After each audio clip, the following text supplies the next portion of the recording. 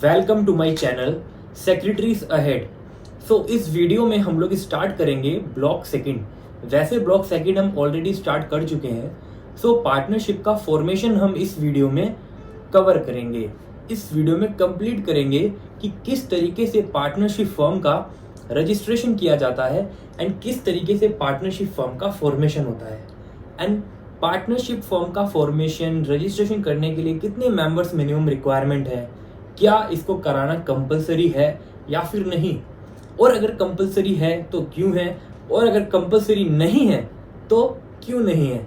इस वीडियो में बने रहिए और हम इस वीडियो को स्टार्ट करते हैं। चलिए स्टार्ट करते हैं formation and registration of partnership firm. Formation and registration को पढ़ने से पहले आपको इन दोनों का मतलब पता होना चाहिए कि फॉर्मेशन का क्या मतलब होता है एंड रजिस्ट्रेशन का क्या मतलब होता है।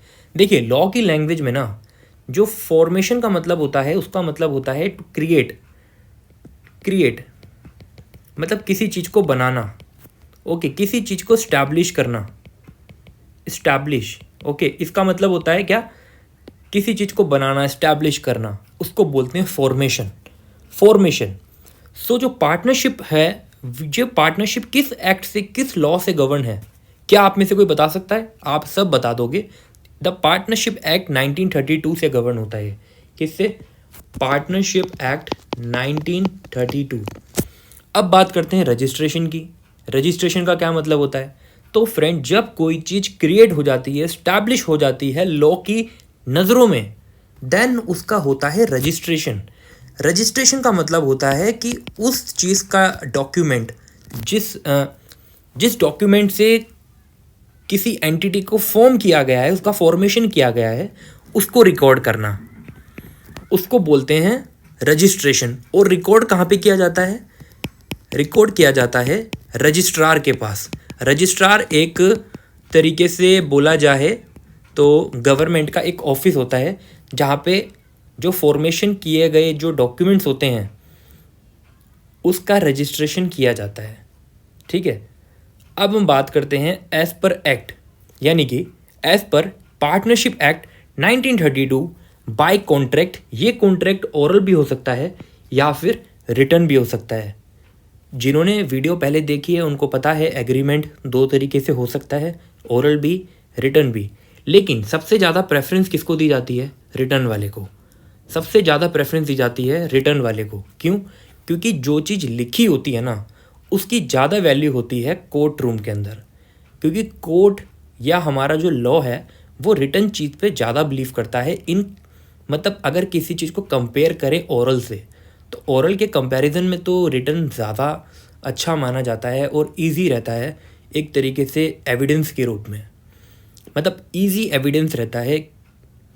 एक एविडेंस कोर्ट में अगर प्रोड्यूस करना है आपको, तो फिर रिटर्न ज़्यादा बेनिफिशियल होता है, ज़्यादा प्रेफरेंस दी जाती है उसको। ओके, अब बात करते हैं कि फॉर वैलिड कॉन्ट्रैक्ट। अब एक बात याद रखना कि जब भी फॉर्मेशन होता है ना, तो ये जो कॉन्ट्रैक्ट है ना, ये वैलिड होना चाहिए। अब आप सोचोगे यार वैलिड का क्या मतलब हो सकता है? मतलब अगर हम प्रॉपर सब कुछ कर रहे हैं, ठीक है, आप प्रॉपर चीज़ें करोगे, बट वैलिड का मतलब होता है कॉम्पिटेंट टू कॉन्ट्रैक्ट।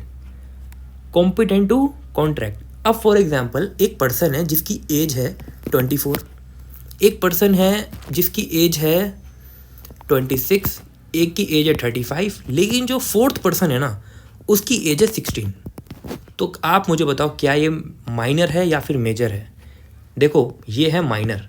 एंड इससे पिछले वीडियो में हमने ऑलरेडी ये चीज़ जान ली कि माइनर पार्टनर नहीं बन सकता। ओके, तो आप एक बात बताओ, क्या ये माइनर कॉम्पिटेंट टू कॉन्ट्रैक्ट है? नहीं है। तो क्या ये कॉन्ट्रैक्ट वैलिड माना जाएगा या इनवैलिड माना जाएगा? लॉ की नज़रों में, in the I of law, this contract is invalid. क्या मानेंगे? इनवैलिड। वैलिड के लिए इस पर्सन को मेजर होना ज़रूरी है, या फिर ये नहीं होगा, इन तीनों के बीच में ही पार्टनरशिप होगी। अब देखिए, वैलिड कॉन्ट्रैक्ट जो होता है मस्ट बी कॉम्पिटेंट पार्टीज। वहाँ पे कॉम्पिटेंट पार्टीज होनी चाहिए। जो कंसेंट है वो फ्री होनी चाहिए। यार किसी को प्रेशराइज नहीं कर सकते कि भाई आप ज़बरदस्ती पार्टनरशिप के अंदर इंटरफेयर करो। No no no no no, consent free होनी चाहिए। और जो ऑब्जेक्टिव है वो ये नहीं है कि आप लॉ का वायलेशन कर रहे हो, इमोरल चीज़ें कर रहे हो, या फिर जनता के नज़रों में जो चीज़ गलत है आप उसके अपोज जा रहे हो, ठीक है। पब्लिक पॉलिसी को आप नहीं छेड़ोगे, ठीक है। मतलब ये इंटरेस्ट सबसे बड़ा इंटरेस्ट होता है, ये चीज़ मैं अपनी फर्स्ट वीडियो में बता चुका हूँ। इससे बड़ा इंटरेस्ट मुझे नहीं लगता सोसाइटी में कोई होता है। तो अगर इस इंटरेस्ट का वॉयलेशन होगा तो भाई गवर्नमेंट कुछ भी कर सकती है, किसी भी लेवल पे जा सकती है। इसके दो एक्सेप्शंस हो जाते हैं कि ठीक है वैलिड कॉन्ट्रैक्ट है, वैलिड कॉन्ट्रैक्ट में ये चीज़ें हैं जो आपको माननी पड़ेंगी। इसके दो एक्सेप्शन है, with consent of all partners minor में एडमिटेड टू बेनिफिट। हम इससे पिछली वीडियो में पढ़ चुके हैं, बहुत अच्छे से पढ़ चुके हैं। तो इस पे चांसेस हैं कि जो माइनर वाला वहाँ क्वेश्चन था, क्योंकि यहाँ भी इसकी बात कर रहा है, तो चांसेस ज़्यादा हो जाते हैं कि वो क्वेश्चन आने के चांसेस ज़्यादा हैं। तो आप माइनर वाले क्वेश्चन एक बार पढ़ लेना। नो कंसिडरेशन रिक्वायर्ड, मतलब अगर कोई कंसिडरेशन ये भी एक्सेप्शन माना जाता है, ठीक है। तो पार्टनरशिप जो डीड है इसको हम बुक से पढ़ेंगे, पार्टनरशिप डीड क्या होती है। अब हम बात करते हैं कि रजिस्ट्रेशन ऑफ पार्टनरशिप कैसे होता है। अब ध्यान से समझना, इम्पोर्टेंट है। क्वेश्चन पेपर में ये क्वेश्चन अगर दिख जाए तो इसको लिखने का क्या तरीका होगा, इस चीज़ के लिए हम बाद में बात करेंगे। सबसे पहले आपको ये पता होना चाहिए कि मुझे लिखना क्या है। लिखने का जो तरीका है, जो वे है, वो तो बात की बात है। सबसे पहले कंटेंट तो पता हो कि कंटेंट क्या लिखना है, क्या क्या चीज़ें हैं जो मुझे लिखनी है एग्ज़ाम के अंदर। सबसे पहली चीज़, किसी भी डॉक्यूमेंट को रजिस्टर करने से पहले ना हम लोग एक एप्लीकेशन बनाते हैं। क्या बनाते हैं? एप्लीकेशन। और ये जो एप्लीकेशन होती है ना, इसको मैं यहाँ भी खोल लेता हूँ ताकि आपको भी दिखे ये सब चीज़ें जो मैंने लिखी हैं। तो ये जो एप्लीकेशन होती है रजिस्ट्रेशन कराने के लिए, ये हम किसको देते हैं? रजिस्ट्रार ऑफ फर्म को। रजिस्ट्रार ऑफ फर्म गवर्नमेंट का ऑफिस होता है, ओके।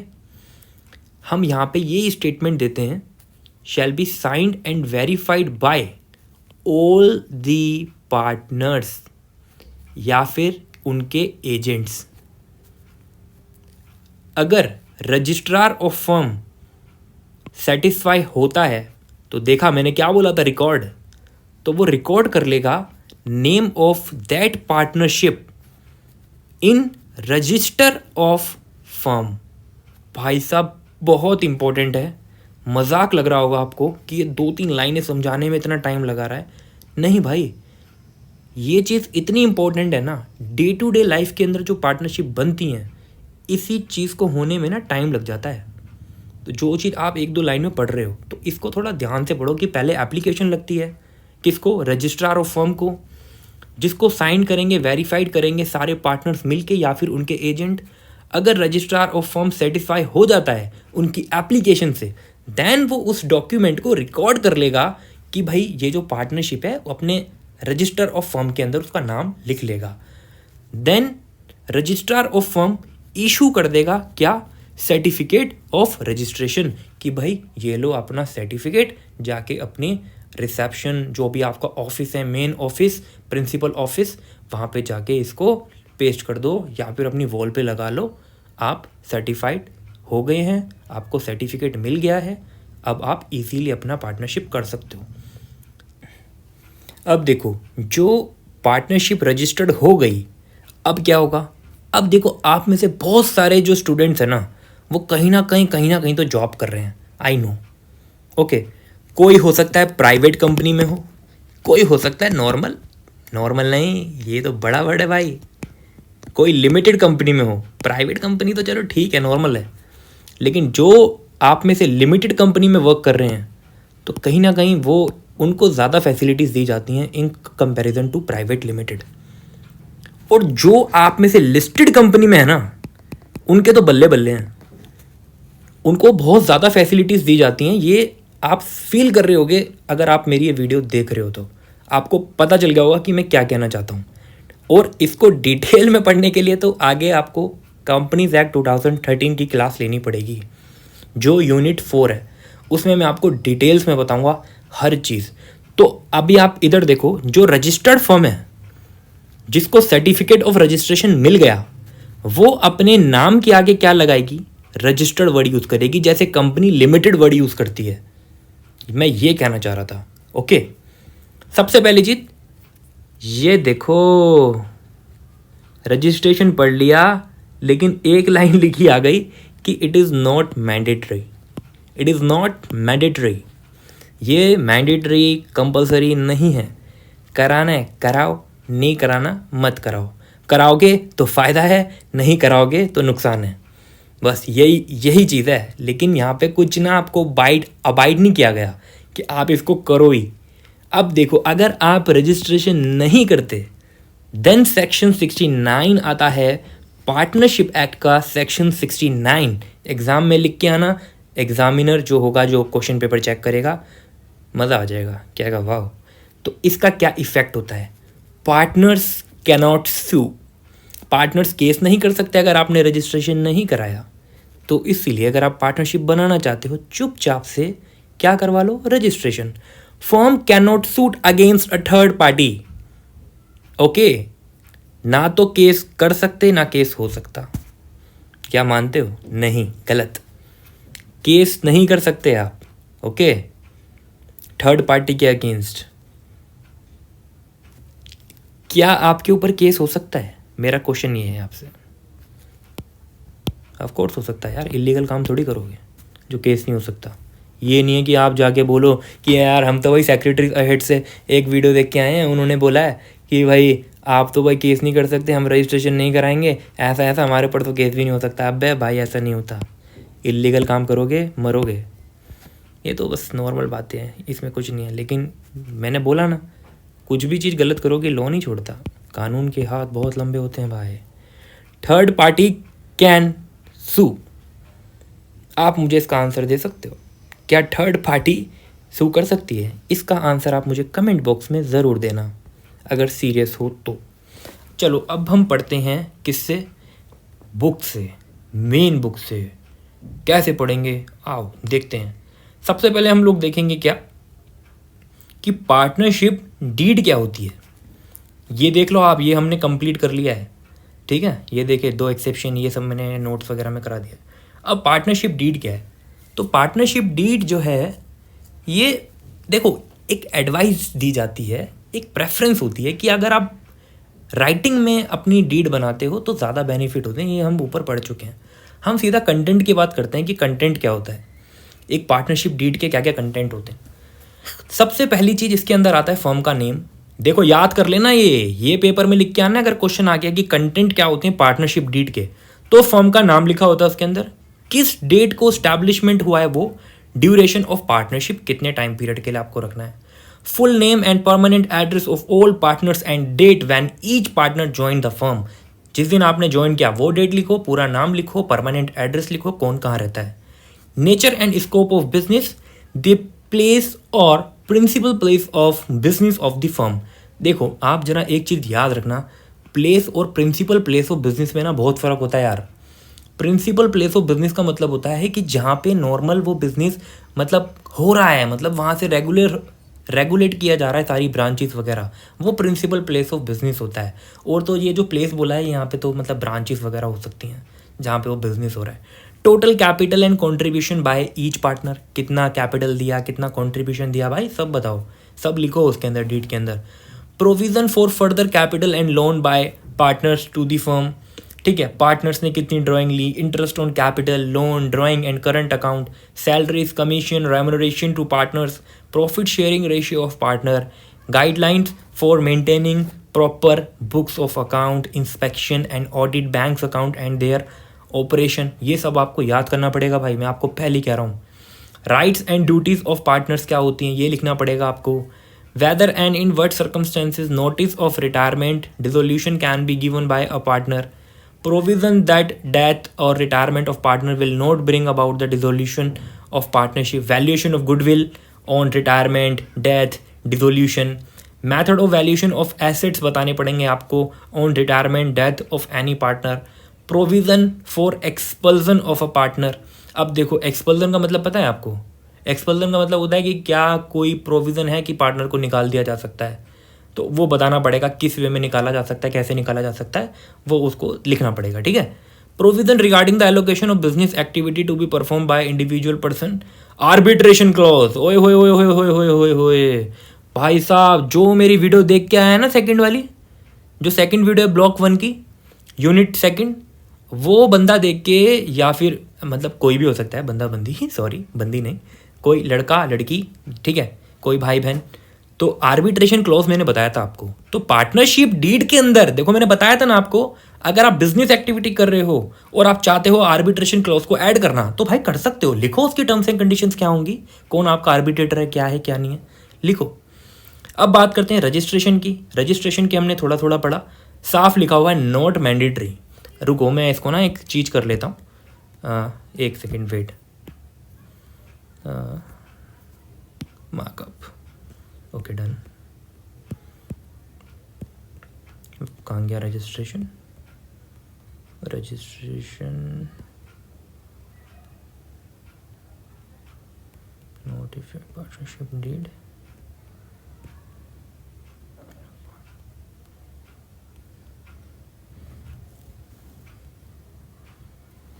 सो आप देख सकते हो registration of partnership is not mandatory in India, okay, but registering with a document deed put into black and white all the intention and purpose of partnership as well as its functioning, okay.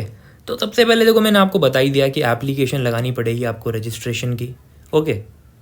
कैसे लगा सकते हो, by post, या फिर deliver कर सकते हो to registrar of the area in which, देखो मैंने बताया ना, उस एरिया पे जहाँ पे आपका place of business of the firm situated है, ठीक है, या फिर आप प्रपोज कर रहे हो कि वहां सिचुएटेड होगा, या तो आप एग्जिस्टिंग पार्टनरशिप हो जो एग्जिस्ट पहले से थी, पहले एग्रीमेंट नहीं कराया था, तो फिर आपका जो ऑलरेडी प्लेस ऑफ बिजनेस है, ये उसकी बात कर रहा है। देखो इंटरप्रिटेशन बहुत तगड़ी होती है लॉ के अंदर, मैं आपको सिखा रहा हूं। ये क्या कह रहा है, इसका कहने का मतलब है कि एग्जिस्टिंग पार्टनरशिप ऑलरेडी है, उसका प्लेस ऑफ बिजनेस ऑलरेडी है, और आपने पहले रजिस्ट्रेशन नहीं कराया था, अब आप रजिस्ट्रेशन कराना चाहते हो, तो भाई कुछ मत करो, आपका जहाँ पे प्लेस ऑफ बिजनेस है वहाँ के रजिस्ट्रार को चुपचाप से या तो बाय पोस्ट या डिलीवर कर दो, क्या, एप्लीकेशन फॉर रजिस्ट्रेशन, ठीक है। एक प्रेस्क्राइब्ड फॉर्म होगा, प्रेस्क्राइब मतलब कोई फॉर्म नंबर होगा, कोई फॉर्म नंबर होगा, स्पेसिफाइड फॉर्म नंबर जो अभी हमें नहीं पता, जिसके अंदर आपको क्या क्या लिखना है, और प्रेस्क्राइब्ड फीस भी होगी, ओके, प्रेस्क्राइब्ड फीस के साथ फॉर्म नंबर के साथ। अब आपको क्या क्या लिखना है उसके अंदर, नेम ऑफ फर्म, प्लेस, मतलब वही ऊपर वाली चीज़ें सेम, ठीक है, कब ज्वाइन किया, क्या हुआ, कैसे हुआ, ठीक है, जो हमने उधर पढ़ी थी। Statement shall be sign and verified, ठीक है, आप देख सकते हो। Registrar on being satisfied record, क्या कर सकता है, record and entry of the statement, okay. ये गलत हो गया यार, ये कैसे हो गया भाई, गलत चीज़ है ये, रिकॉर्ड एंट्री, ठीक है, किस में, ये देखो रजिस्टर ऑफ फर्म, ये सब वर्ड, ये की वर्ड्स हैं, ये लिख के आओगे ना एग्जामिनर क्या कहा, भाई क्या कर दिया तूने, और तो फिर वो क्या करेगा, इशू कर देगा सर्टिफिकेट ऑफ रजिस्ट्रेशन, क्या इशू कर देगा, सर्टिफिकेट ऑफ रजिस्ट्रेशन, कब, अगर वो सेटिस्फाई होता है तो, अदरवाइज नहीं। तो अब हम बात करते हैं इफ़ेक्ट्स ऑफ नॉन रजिस्ट्रेशन की। वैसे तो हम ऑलरेडी ये नोट्स में पढ़ चुके हैं, बट ज़्यादा हमने डिटेल में नहीं पढ़ा, क्योंकि हम इसको मॉड्यूल से पढ़ना ज़्यादा अच्छा समझते हैं, क्योंकि इस पे फ्रेंड्स क्या है ना, क्वेश्चन आ सकता है कि बताइए रजिस्ट्रेशन क्या है and effects of non registration क्या है। तो देखिए सेक्शन 69 अगर आप लिखते हैं तो अच्छा इफेक्ट आएगा। सेक्शन 69 कहता है कि नॉन रजिस्ट्रेशन अगर आप नॉन रजिस्ट्रेशन रखते हो अपने डॉक्यूमेंट को, तो कुछ ऐसे इफेक्ट हैं जो हो सकते हैं कि जो पार्टनर है वो सू नहीं कर सकता, किसी दूसरे पार्टनर के ऊपर केस नहीं कर सकता, ठीक है, और जो फर्म है वो can not institute a suit against a third party, मतलब किसी थर्ड पार्टी के अगेंस्ट जो फर्म है पार्टनरशिप की वो केस नहीं कर सकती यार। Firm can not sue but can be sued, मतलब केस नहीं कर सकते बट केस हो सकता है, जैसा कि मैंने बात की थी। अब छोड़ो आप क्या आंसर दोगे थर्ड वाले का जो मैंने आपसे कहा था, कमेंट बॉक्स में बताओ, यहीं पढ़ लो। Third party can sue, firm के ऊपर केस कर सकता है थर्ड पार्टी, और उसके पार्टनर्स के ऊपर भी केस कर सकता है, जैसा कि मैंने कहा था इलीगल काम नहीं कर सकते आप भाई। कहीं आप सोच रहे हो नॉन रजिस्ट्रेशन करके कोर्ट में चले जाएंगे और बोलेंगे जी हम तो नॉन रजिस्टर्ड हैं, हमारे ऊपर केस नहीं हो सकता ना हम केस कर सकते, जी नहीं, आप गलत हो। अब बात करते हैं कि कुछ ऐसे चीज़ें हैं अगर नॉन रजिस्ट्रेशन के बाद भी वो हो सकती हैं, कि अगर कोई पार्टी है या फिर कोई दूसरा पर्सन है वो केस कर सकता है यार डिसोल्यूशन ऑफ फर्म के लिए, कि भाई चलो हटाओ इसको, बंद करो इस फर्म को। या फिर केस हो सकता है अगर कोई डिसॉल्व फर्म है, ठीक है, मतलब कोई फर्म है जो डिसॉल्व हो चुकी है, उसके अकाउंट्स को रेंडर करना बहुत ज़रूरी है, तो उस केस के अंदर भी केस हो सकता है।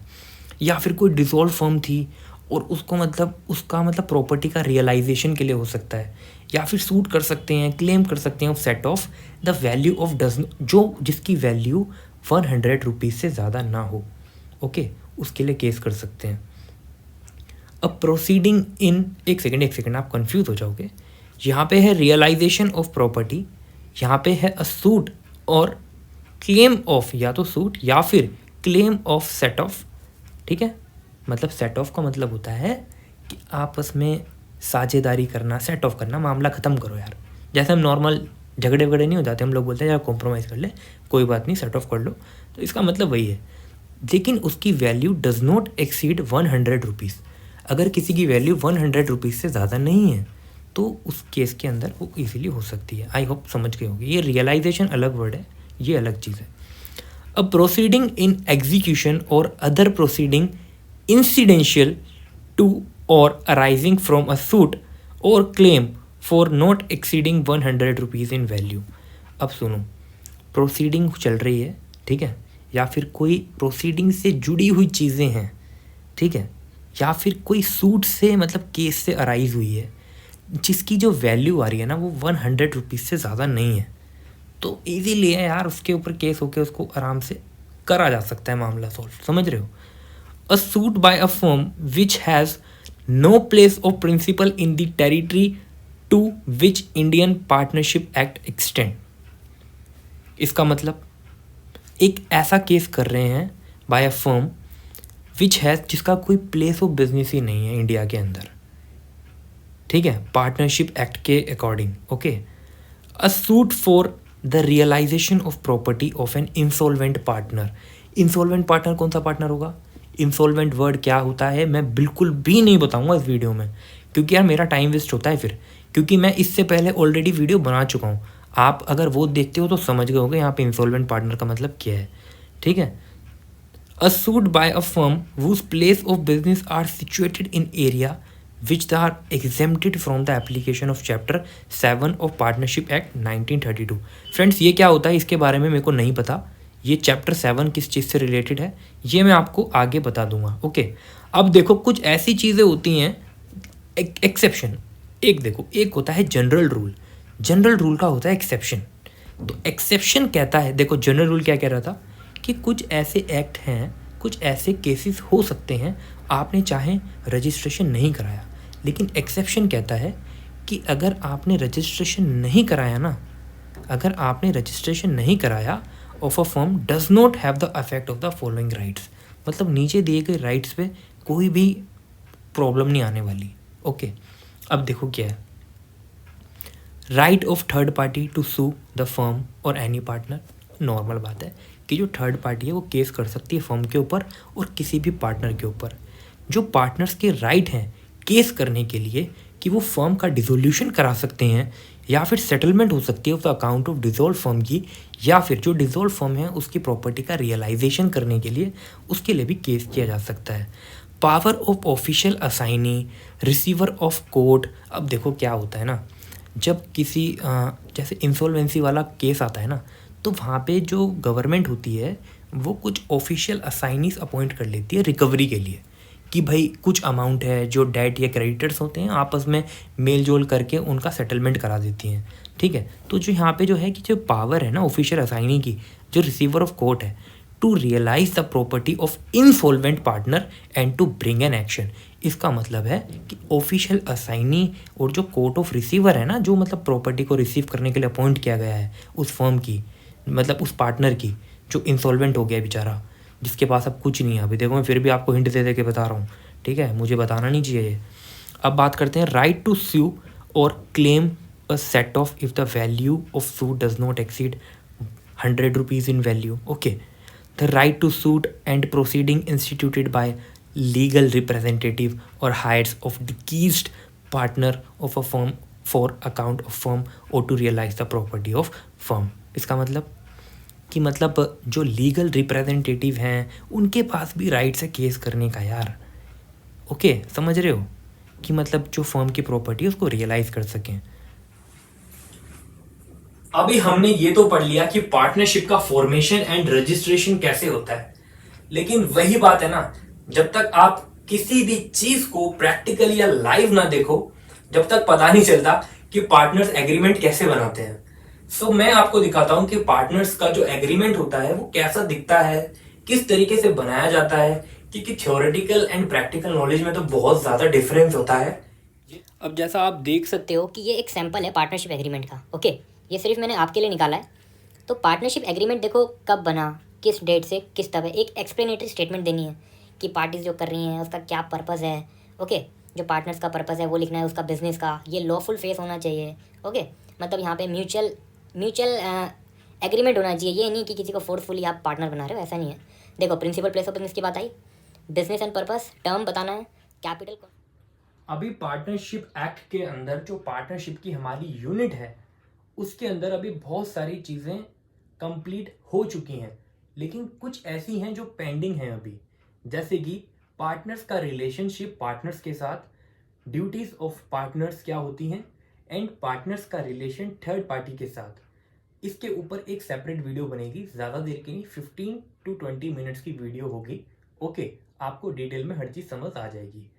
एंड इसके अंदर एक और चीज़ बचती है, वो है डिसोल्यूशन ऑफ पार्टनरशिप। बहुत इंपॉर्टेंट है, क्वेश्चन आ सकता है, तो पता होना चाहिए क्या लिखना है, कैसे लिखना है, वो भी डिटेल के साथ, ठीक है।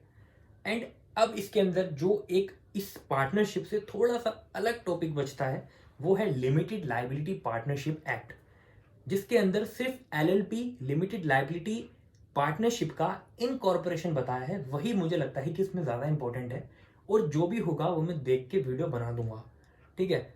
आप ऐसी ही और वीडियोस देखने के लिए मेरे चैनल को कर सकते हो सब्सक्राइब, इस वीडियो को लाइक करना एंड अपने फ्रेंड्स के साथ शेयर करना। एंड अगर मेरे से कोई गलती हुई हो तो उसके लिए मुझे माफ़ कर देना। हो सकता है कुछ वर्डिंग कुछ होता है ना, प्रॉब्लम क्रिएट हो जाती है, तो उसके लिए नो प्रॉब्लम। हाँ, मेरी हार्डवर्किंग के लिए एंड मेरी स्मार्टनेस के लिए आप मेरी वीडियो को लाइक कर सकते हो एंड कमेंट बॉक्स में अपना कमेंट मुझे बता सकते हो। जब तक के लिए मिलते हैं नेक्स्ट वीडियो में, बाय।